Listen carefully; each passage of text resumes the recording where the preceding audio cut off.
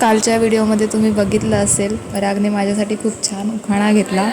मी सुद्धा घेतला, पण तो उखाण्याची व्हिडिओ मी टाकली नाही, कारण गृहप्रवेशासाठी जो उखाणा मी तयार केला होता तो काही मी घेतला नाही. कारण इथे दारापर्यंत येईपर्यंत जवळजवळ मी 5 का 6 उखाणे घेतले. प्रत्येक ठिकाणी मला उखाणे घ्यायला सांगत होतं, त्यामुळे मला कळलंच नाही की गृहप्रवेश नक्की कोणत्या ठिकाणी करणार आहेत. सो मला वाटलं की इथे गृहप्रवेश नाही आहे, पुढे असणार आहे. पण म्हणून मी दुसराच उखाणा घेतला इथे. सो उखाणा झाल्यानंतर सगळ्यांनी आमची दृष्ट काढली. काही पद्धती इथे नवीन होत्या माझ्यासाठी, कारण मी अलिबागची आहे आणि पराग मालवणचे आहेत, त्यामुळे आमच्या दोघांच्याही रीतिरिवाज थोड्याफार प्रमाणात डिफरंट आहेत. सो एक एक करून ताई, काकी आणि मावशी, आईंनी वगैरे आमची दृष्ट काढली.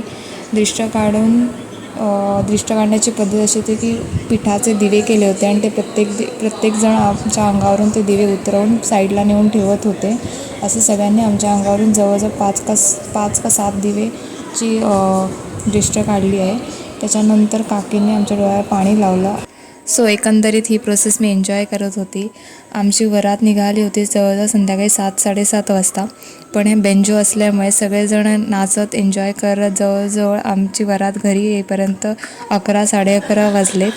हॉल ते घरापर्यंतचा रस्ता आमचा ओन्ली फक्त 10 ते 15 मिनटाचा होता. पण बेंजो असल्यामुळे एवढा यांनी नाचत आणलं.